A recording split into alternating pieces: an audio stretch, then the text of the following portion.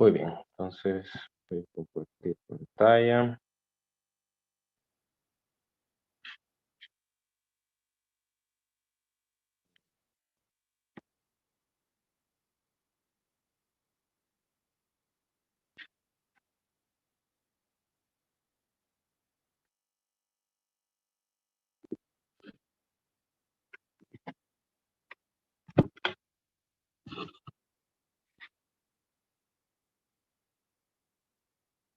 Muy bien, entonces ayer cerramos el contenido del capítulo 23. Hoy vamos a hablar ya del capítulo 25. 20 de abril de 2022.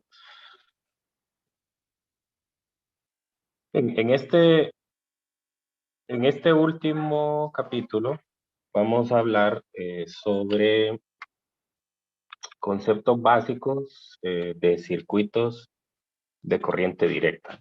Son las partes fundamentales. Hoy vamos a hablar de cuál es el significado de la corriente eléctrica y cómo se desplaza la carga en un conductor. Vamos a hablar también del significado de la resistividad y la conductividad de una sustancia, cómo calcular la resistencia para un conductor. Vamos a hablar del concepto de fuerza electromotriz. En ese contexto vamos a introducir algunos circuitos sencillos. Y finalmente pues, vamos a hacer algunos cálculos que involucran energía y potencia en circuitos. Entonces, el primer concepto que me interesa discutir es el de corriente eléctrica.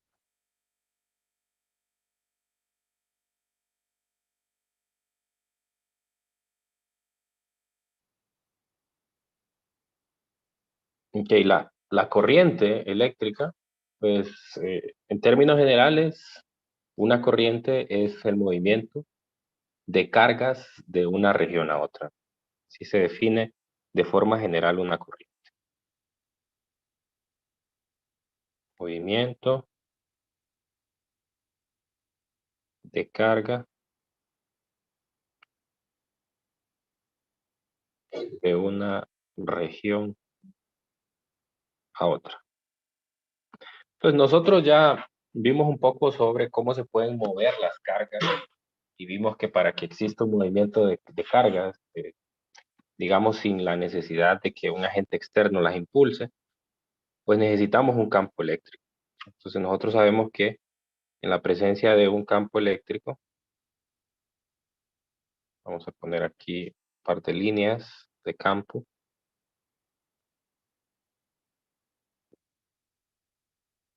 Digamos que el campo va hacia la derecha, entonces sabemos que las cargas que tienen signo positivo van a seguir la dirección, estas son cargas positivas, van a seguir la dirección de las líneas de campo, y las cargas que son negativas, pues se van a ir en contra de las líneas de campo. Estas son las cargas negativas. Ese es el movimiento que van a seguir, pues ya que las líneas de campo pues representan también una atracción o una repulsión. Entonces, obviamente en este caso, esta flecha lo que significa es que la partícula va a sufrir una fuerza eléctrica, ya sea de atracción en el caso positivo o repulsión en el caso negativo. Y esa fuerza eléctrica, pues nosotros ya somos capaces de cuantificarla, ¿no? Sabemos que esa fuerza eléctrica está relacionada con el campo mediante la carga como constante de proporcionalidad. Ok, entonces, pues nosotros vamos a centrar nuestro estudio de la corriente para conductores. Es decir, la corriente no solamente está definida en los alambres que usualmente vemos, los conductores en los aparatos electrodomésticos. En la mayoría se utiliza el cobre como un conductor. La corriente es un concepto mucho más amplio, donde hay corriente, por ejemplo, en las partículas cargadas que vienen del Sol o que vienen de galaxias muy lejanas e interactúan con el campo magnético de la Tierra. Hay una corriente también en el interior o en el centro de la Tierra, lo cual provoca ese campo magnético. Hay una corriente también cuando tenemos una reacción química que se conoce como una reacción electrolítica, donde se colocan dos conductores dentro de una solución y esto hace que en la solución los átomos se ionicen, o sea, se separen en átomos que han perdido un electrón o han ganado un electrón, y eso hace que se formen los iones. Los iones son átomos átomos cargados que han perdido electrones o han ganado electrones. Entonces, este movimiento de los iones también es una corriente eléctrica. Entonces, el contexto en el cual nosotros nos vamos a centrar nada más es el de los conductores. En los conductores, en un conductor, vamos a representarlo casi siempre como un cilindro, pues porque en la práctica esa es la geometría más utilizada, un cilindro en el cual se van a mover partículas cargadas. Actualmente sabemos que las partículas que se desplazan son las partículas negativas o son los electrones de valencia, los electrones de la última capa. Entonces, pues si nosotros hacemos una vista de qué es lo que pasa con esos electrones, nosotros vamos a ver que tienen un movimiento aleatorio. O sea, es decir, si hago un acercamiento aquí, yo lo que voy a ver es que esa partícula se mueve en trayectorias no lineales, sino trayectorias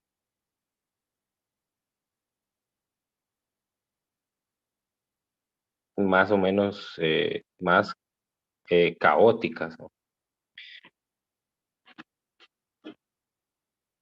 Entonces, eso pasa cuando no tengo un campo eléctrico en la región, ¿no? O sea, es decir, el conductor por sí solo, pensemos en el cobre, el conductor por sí solo tiene electrones en su última capa, que se conoce como la capa de valencia, y esa capa de valencia, eh, o ese electrón de esa capa de valencia puede ser removido. Hay un efecto que se conoce como el efecto de apantallamiento.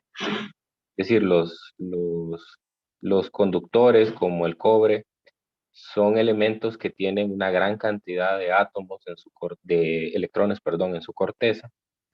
Y entonces esta gran cantidad de electrones de cierta manera ejerce una fuerza de repulsión sobre ese último electrón, el que está en la última capa.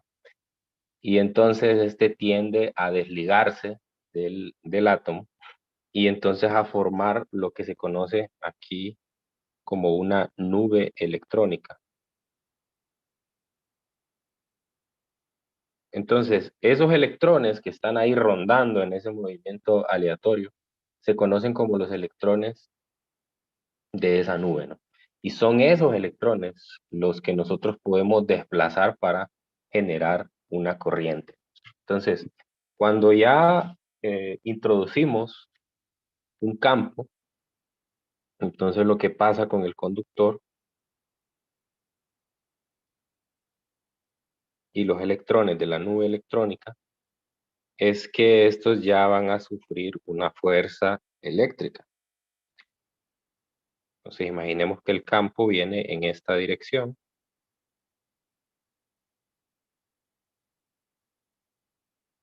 Entonces, por lo tanto, como esta es una partícula negativa, va a sentir una fuerza hacia la derecha, que sería la fuerza eléctrica igual a Q por el campo, ¿no? Entonces eso va a provocar que el electrón, que tiene una carga negativa, se desplace en términos generales hacia la derecha. Eso es lo que provoca una corriente eléctrica. En este movimiento, Este movimiento se describe en términos de una velocidad que se conoce como la velocidad de arrastre. Esa velocidad de arrastre es la velocidad promedio a la cual las partículas se mueven. Entonces podemos decir que hay un vector de velocidad ahí y le llamamos v sub d.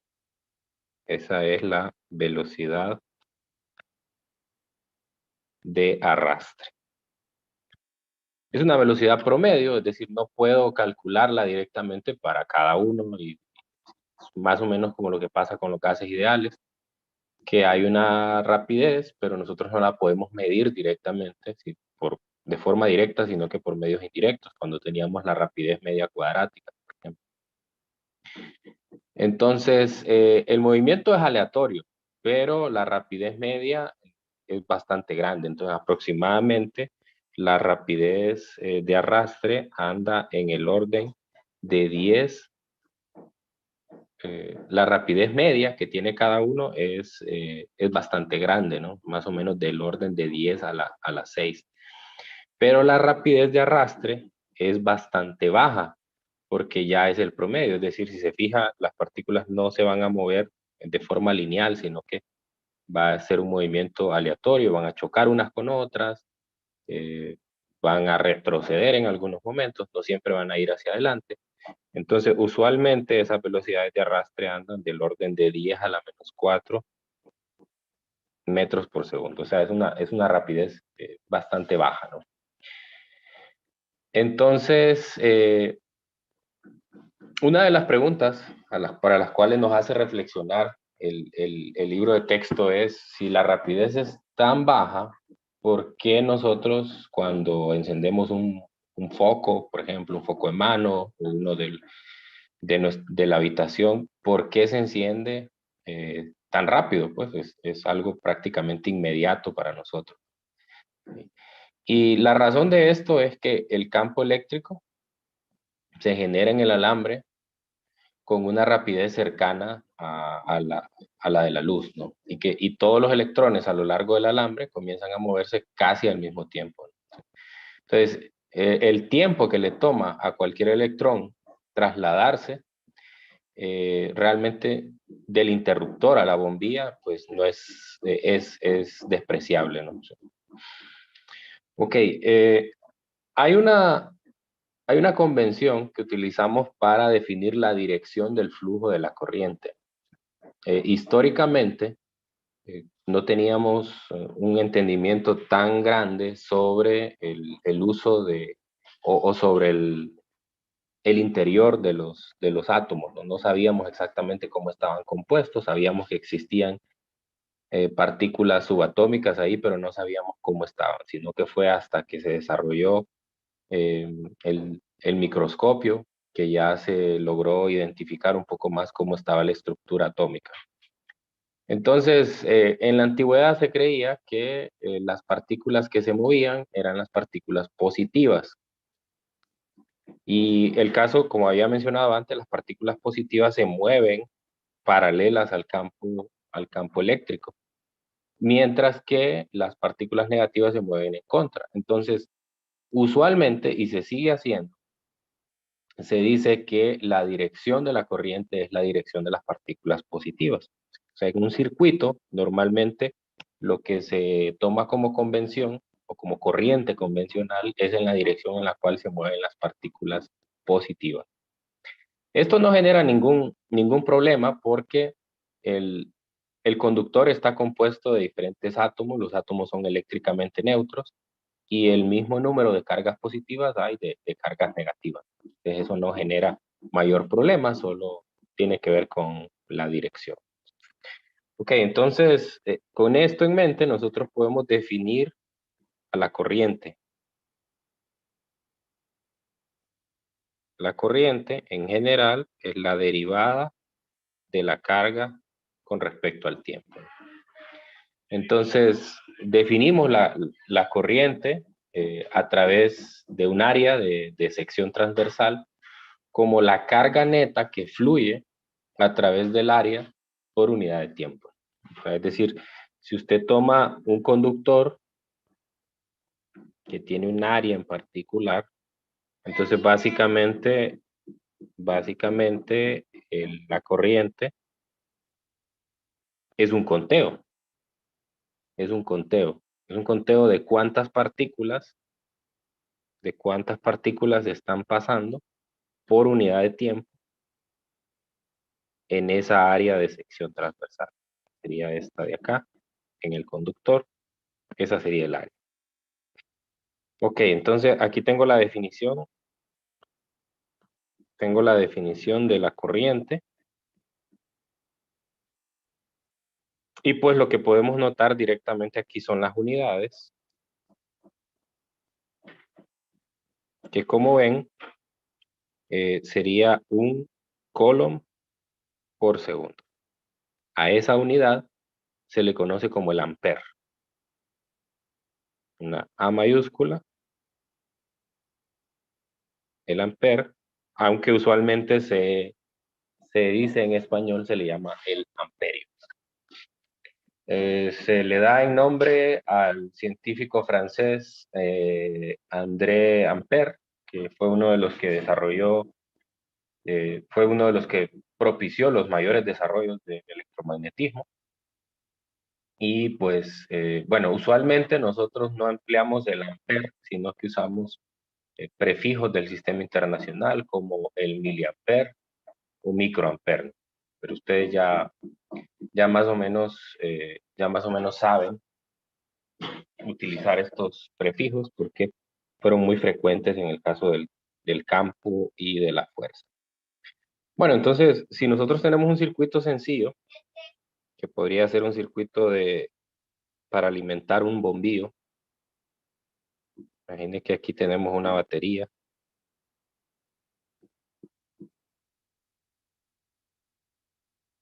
Y por acá colocamos un foco.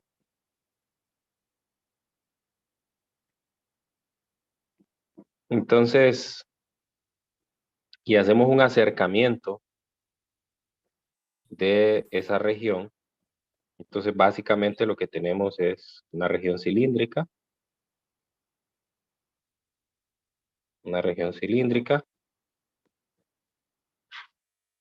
donde las partículas positivas se están desplazando.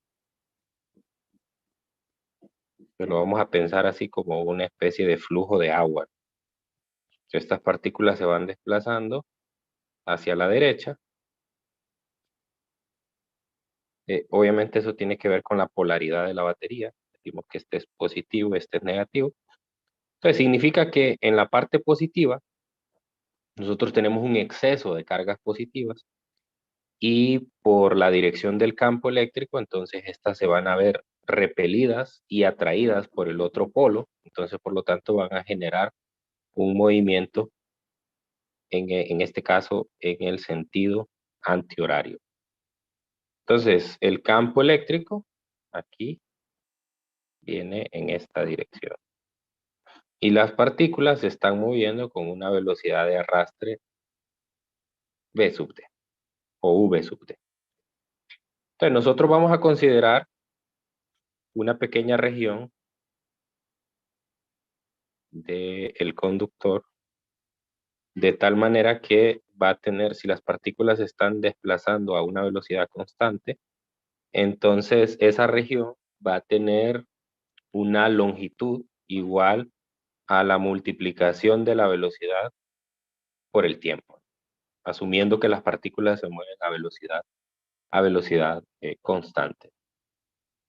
Okay. Entonces, ese va a ser digamos que el tamaño del segmento que nosotros estamos considerando. Y por ese segmento, lo que quiero calcular es cuánta carga está pasando. A eso lo voy a llamar diferencial de Q. Entonces, yo sé que cada una de las partículas tiene un valor de carga Q. Y aquí voy a multiplicarlo por el número de partículas. Entonces, ¿cómo cuantifico cuántas partículas hay? Para saber cuántas partículas hay, lo que voy a hacer es que voy a multiplicar el área de la sección transversal por la velocidad de arrastre diferencial de T. Esto viene a ser un diferencial de volumen. Y si ese diferencial de volumen lo multiplico por una constante que le voy a llamar N, donde N es la concentración, significa entonces cuántas partículas por unidad de volumen hay, ¿verdad? En ese volumen, cuántas partículas hay. Entonces es un número que tiene como unidades. La unidad es partículas por metro cúbico, o sea, metro cúbico, metro a la menos 3. Entonces, si hago esa multiplicación, lo que tengo es cuánta carga acumulada hay en esa región, ¿no? Ese es el diferencial de Q que aparece en la ecuación, ¿no? Y si lo divido, entre comillas, por el diferencial de carga, o lo derivo con respecto a T, más bien, entonces me va a quedar Q, escribirlo así, NQ, velocidad de arrastre por el área. Entonces, esta es una ecuación alternativa para la corriente en términos de cantidades microscópicas que tienen que ver con la velocidad de arrastre, la carga de las partículas. Asumimos que las partículas son idénticas, no todas tienen la misma carga, y la concentración, que es cuántas partículas por unidad de volumen hay. Ok. También podemos definir otra cantidad que se llama la densidad de corriente.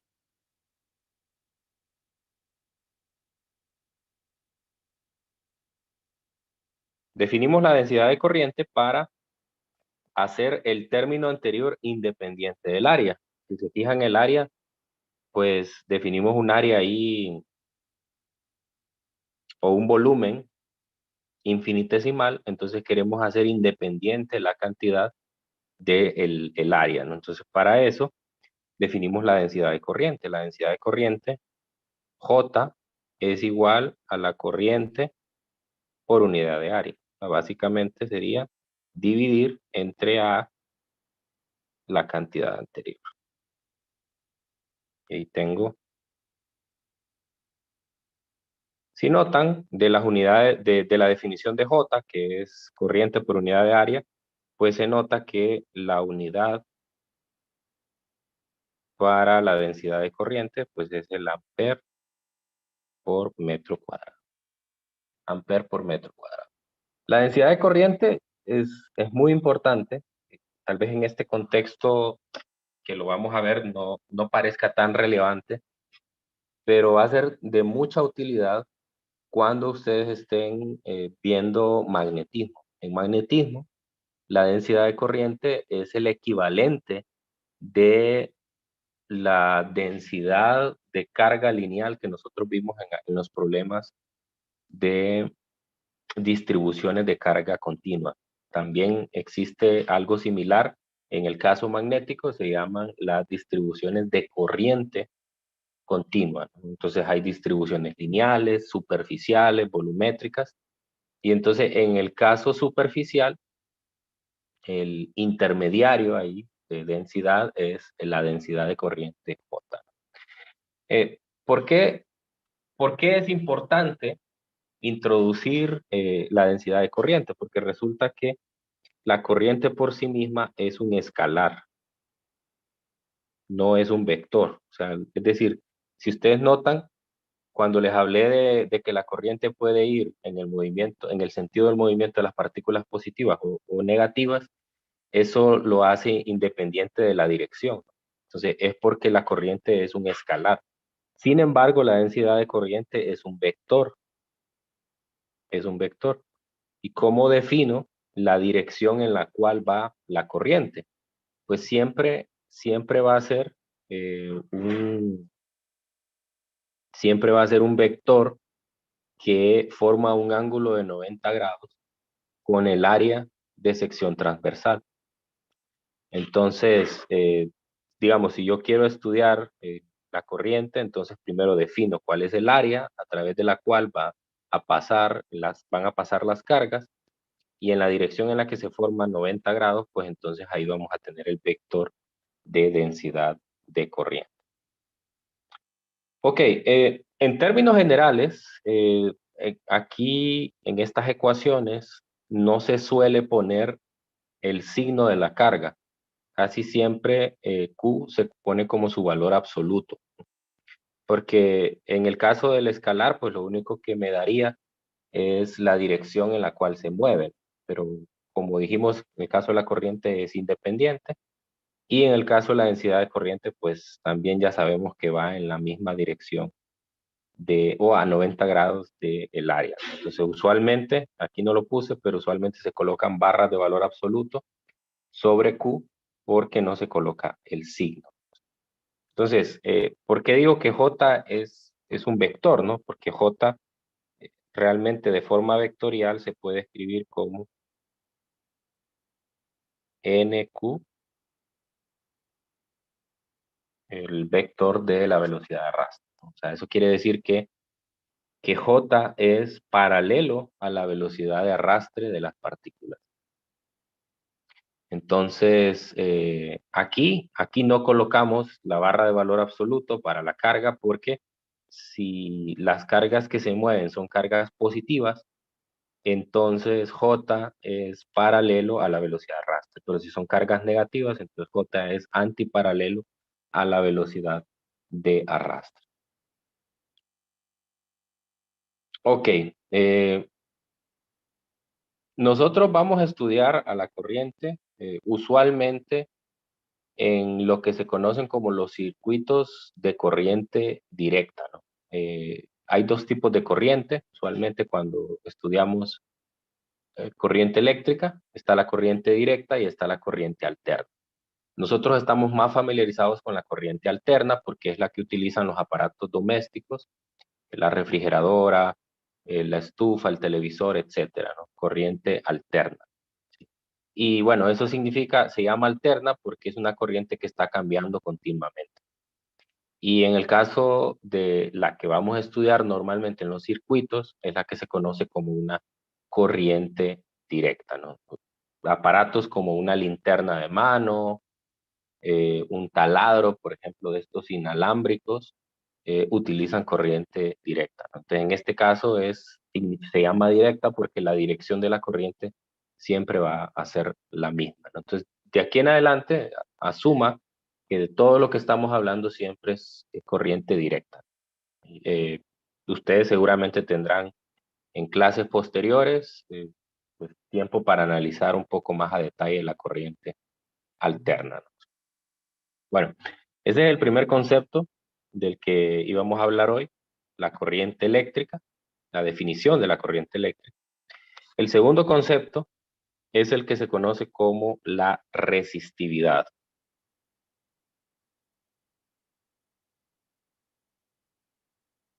La resistividad. La resistividad, pues, es una propiedad que tienen los materiales. Si ustedes notan, aquí no hablamos, solo dijimos, pues son conductores, ¿verdad? Pero usted sabe que si hace pasar una corriente a través de un alambre de cobre, no es lo mismo que la haga pasar a través de plástico, por ejemplo, que la haga pasar a través de madera. Entonces, hay una dependencia, la corriente también tiene una dependencia, o la forma en la que se transmite la corriente, hay una dependencia con el medio en el cual se está moviendo esas partículas. Entonces, la cantidad que me define qué tan bueno o qué tan malo es un material para dejar pasar la corriente eléctrica es la resistividad. Ok, entonces, ¿de dónde viene la definición? ¿Verdad? Viene de una ley que es muy conocida, que se llama la ley de Ohm. La ley de Ohm lo que me dice es que, eh, bueno, realmente Ohm lo que hizo fue idealizar a los conductores, ¿no? Es decir, a los conductores siguen una regla que tiene que ver con ¿Cuál es la relación que existe entre la densidad de corriente y el campo eléctrico? Entonces, Ohm dice que los materiales que siguen la siguiente ecuación, J igual a ρ por el campo eléctrico, estos son los materiales que siguen la ley de Ohm. A estos usualmente se le llama materiales lineales, porque la relación que existe entre J y el campo eléctrico es una relación lineal, como lo ven aquí, donde la constante de proporcionalidad ρ, pues es lo que se conoce como la conductividad. Perdón, es donde ρ es la resistividad. La conductividad es el recíproco, es la resistividad. Entonces, veamos ahí en el contexto de esta ecuación que aparece ahí, realmente las unidades deberían de ser, en el numerador tendríamos que tener J. J tiene unidades de ampere por metro cuadrado y el campo tiene unidades de volt por metro o de coulomb por, o de newton por coulomb, ¿no? Pero usualmente las unidades que se le dan son unidades de ohm por metro. Es esta unidad que sería omega, omega mayúscula, se llama ohm, o a veces se le llama también el ohmio, y viene precisamente de esta ley. Ok, entonces, si los materiales siguen esta relación, entonces se dice que siguen la ley de Ohm. Y nosotros vamos a trabajar siempre con materiales que siguen esta ley. Hay diferentes materiales y cada uno pues va a tener relación, hay una clasificación de los materiales de acuerdo a la relación que existe entre J y el campo. No siempre es una relación lineal. O sea, aquí lo que me quiere decir es que en un material conductor que sigue la ley de Ohm, J y el campo eléctrico son paralelos. En la misma dirección del campo, ahí va J. Eso no necesariamente es cierto. Entonces, de acuerdo al valor de resistividad, nosotros podemos clasificar a los materiales en tres tipos. Los primeros son los conductores, que son los que más nos interesan en esta clase. Con ellos vamos a trabajar en todos los problemas. Los otros son los semiconductores. Estos están muy de moda, sobre todo en las placas electrónicas. Se utilizan mucho, está el silicio, el germanio, son los más comunes. También el grafito es un semiconductor.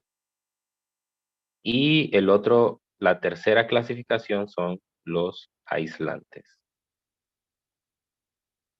Okay. Entonces, de acuerdo al valor de resistividad, podemos meterlos en una de estas tres categorías. Si la resistividad es muy pequeña, entonces decimos que son materiales conductores. Si la resistividad tiene valores intermedios, son semiconductores, y si la resistividad es muy alta, decimos que son aislantes. Entonces, dentro de los conductores está la mayoría de metales conocidos: la plata, el cobre, el oro, el aluminio, el acero, el plomo, etc. Entonces, estos tienen valores muy pequeños de resistividad. Solo para poner un ejemplo, el más utilizado, la resistividad del cobre, es de 1.72 por 10 a la menos 8 ohm por metro. Obviamente, el valor de resistividad bajo indica que es un conductor, ¿no? Y también el precio de extracción de cobre, eh, prepararlo para ser utilizado como un conductor, hace que sea el material predilecto para las instalaciones, para los circuitos. También tenemos dentro de los semiconductores, vamos a poner el germanio.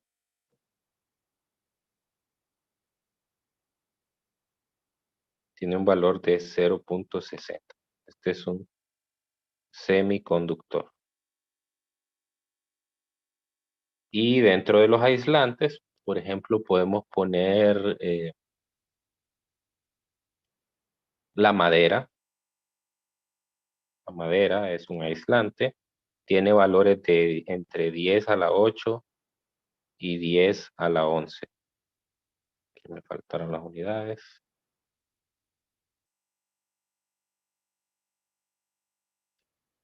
Ohm por metro. Ohm por metro. Y este es un aislante.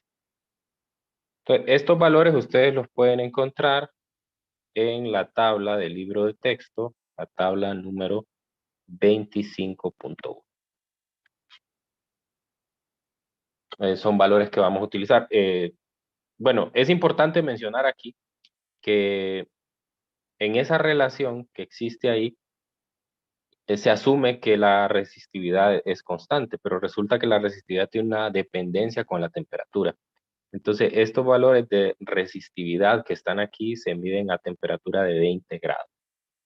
Ya si las temperaturas son muchísimo más altas, entonces hay que usar una relación para poder determinar cuánto ha cambiado la temperatura respecto a la que aparece en la tabla. De hecho, esa relación la vamos a poner aquí. Entonces, hay una dependencia con la temperatura. Y la relación que sigue es esta. La resistividad como función de la temperatura sigue la ecuación que se parece a la de la expansión térmica, igual a 1 más alfa por delta T. Entonces, donde ese alfa que está ahí es el coeficiente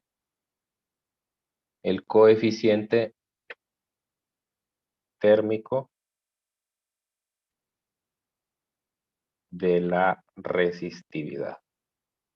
Coeficiente térmico de la resistividad.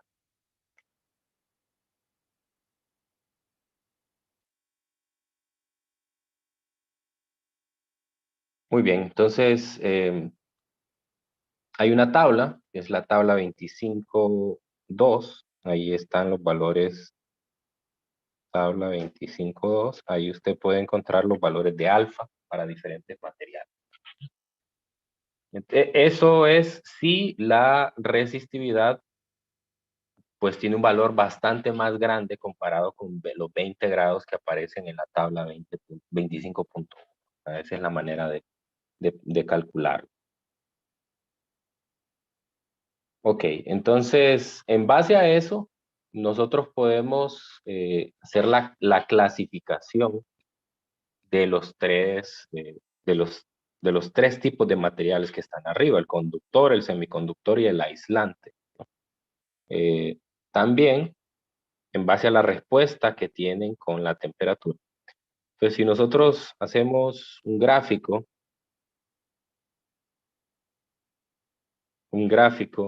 de cuánto varía la resistividad con respecto a la temperatura para los metales, es un metal, entonces la forma que va a seguir esta curva es la siguiente. O sea, es decir, hay una pendiente para un determinado punto, y entonces lo que se nota aquí es que en el caso de los metales, Rho aumenta con la temperatura. Entonces, la tabla que se muestra la tabla 25.2 de los coeficientes de resistividad está mayormente dada para los metales, porque es una respuesta más fácil de describir. Con los semiconductores la cosa es más difícil, porque con los semiconductores ocurre lo contrario. Y por eso es que son tan utilizados. Si grafico la resistividad con respecto a la temperatura, entonces hay un decaimiento. Es un semiconductor. Hay un decaimiento. Entonces, lo que pasa aquí es que la resistividad Rho disminuye con el aumento de la temperatura. Y luego hay unos materiales que son muy interesantes, que se llaman los superconductores. Los superconductores, resulta que si usted le baja muchísimo la temperatura, va a llegar a un valor de temperatura crítica. Y en esa temperatura crítica, la resistividad baja prácticamente a cero. En ese valor de temperatura crítico, este se llama superconductor. Actualmente es un campo de estudio muy explorado porque el hecho de que un material presente resistividad cero lo hace muy deseado porque permite que la corriente fluya sin ningún tipo de resistencia. Entonces, si la temperatura es, a ver, si T es menor a la temperatura crítica, Rho es aproximadamente cero. Entonces, una de las grandes dificultades con los superconductores es que usualmente las temperaturas que se necesitan para llegar a esa temperatura crítica son extremadamente bajas, aunque actualmente ya se están haciendo experimentos con superconductores en los cuales la temperatura está bastante cercana a la temperatura ambiente y eso hace pues que sea un campo bastante interesante y pueda permitir que en el futuro hayan aplicaciones que se puedan mejorar gracias a eso. Ok, bueno, y para finalizar la clase vamos a hablar de el concepto de resistencia. Resistencia.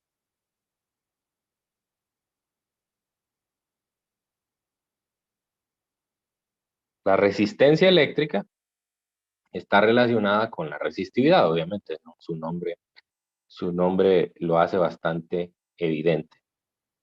Entonces, imagine que nosotros tenemos un conductor que está conectado a una diferencia de potencial, como lo vimos en el capítulo anterior. O sea, es decir, uno de los extremos tiene un potencial mayor que el otro. Entonces, vamos a decir que aquí tenemos en este extremo el mayor potencial y aquí tenemos el menor potencial. Hay diferentes parámetros que puedo medir para el conductor. Primero es el área de sección transversal. Luego, pues, hay una longitud del conductor. Entonces, por lo tanto, aquí entre ellos existe una diferencia de potencial.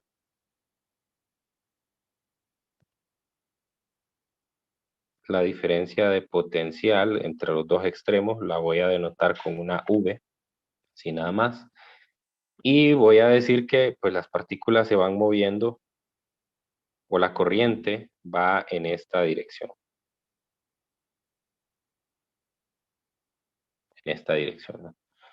Entonces, este va a ser un material que siga la ley de Ohm. Por lo tanto, al seguir la ley de Ohm, pues tanto J como el campo eléctrico son paralelos. Son paralelos. Nosotros vimos en, en la última clase que había una ecuación, no sé si se acuerdan, que me decía que la diferencia de potencial, o más bien escrito el voltaje de A menos el voltaje de B, era igual a la integral de E diferencial de L, ¿no?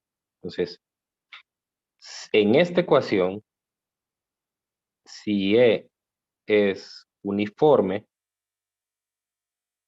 lo cual es el caso del conductor, o sea, el campo eléctrico es el mismo en toda la región, entonces ese campo puede salir de la integral como una constante, y la integral de línea sería la integral de línea desde A hasta B, o sea, desde el mayor potencial hasta el menor potencial de toda la trayectoria. Eso básicamente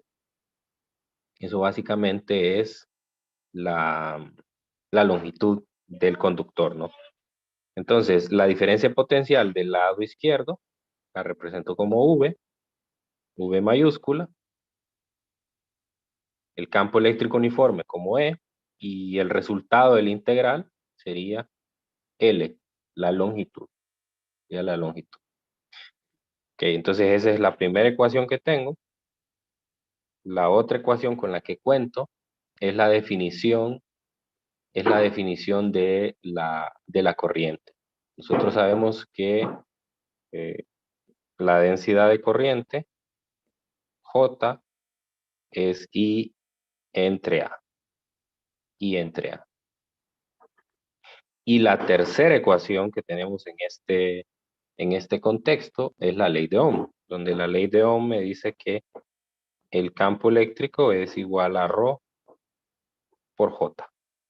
Entonces voy a combinar estas tres ecuaciones, la del voltaje, la de la densidad de corriente y la del campo, para poder encontrar una ecuación que es muy importante en los circuitos.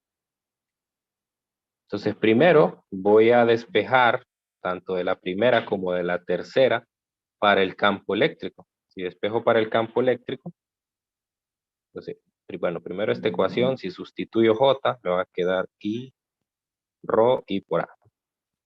Luego igualo la tercera ecuación con la primera despejada para el campo eléctrico, y entonces me va a quedar que el voltaje entre la longitud, es el campo en la primera ecuación, es igual a la resistividad por la corriente entre el área. Entonces voy a mandar a multiplicar la longitud del conductor y me va a quedar ρ por L sobre el área. A esta cantidad que me aparece acá es a la que le llamamos la resistencia.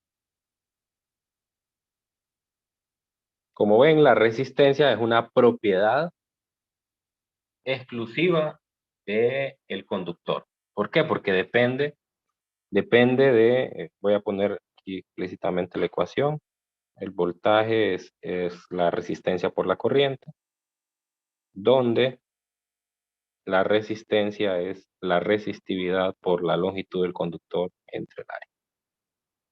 Aquí están las dos ecuaciones que acabamos de encontrar.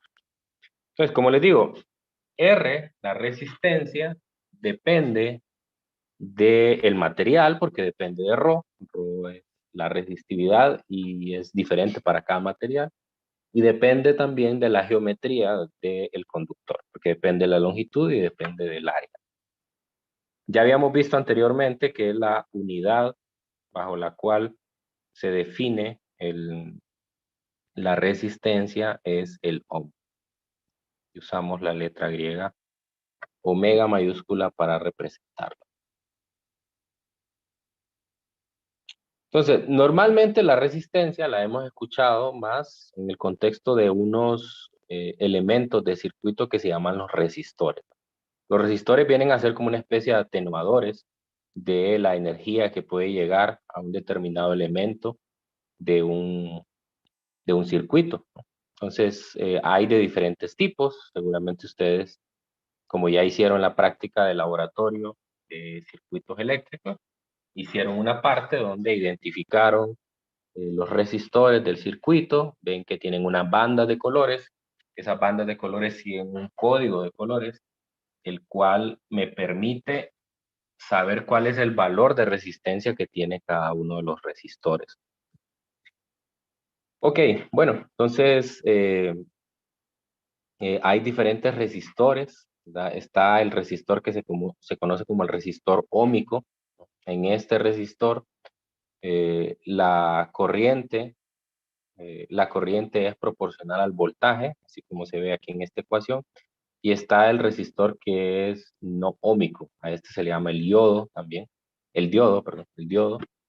Y en este caso, en dirección de la corriente y el voltaje negativos, fluye poca corriente, y en la dirección de la corriente y el voltaje positivo, y incrementa en forma no lineal.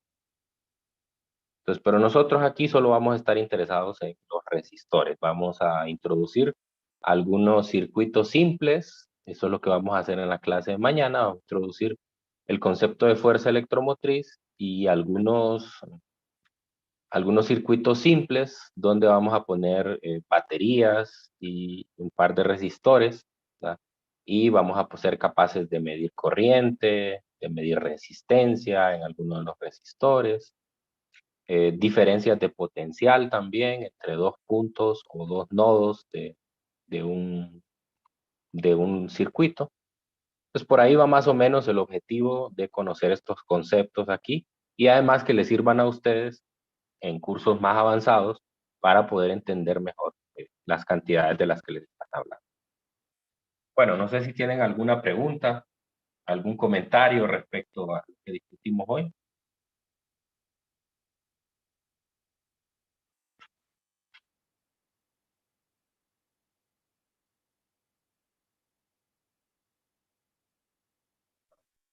Todo bien, licenciado. Ok, bueno. Entonces, bueno, la clase de hoy era más una clase conceptual, ¿verdad? Introducir estos conceptos. Obviamente que algunas de las cosas que discutimos hoy hay que tomarlas en cuenta también para las preguntas conceptuales, ¿verdad? Entonces es necesario conocer la definición de cada una de estas cantidades, las ecuaciones también que los describen, tanto para problemas como para preguntas conceptuales del control de lectura o del examen. Entonces, aquí lo vamos a dejar. Y mañana pues vamos a continuar con el estudio de la fuerza electromotriz y la potencia. Que tengan un feliz día, cuídense mucho. Gracias, Lake. Feliz día.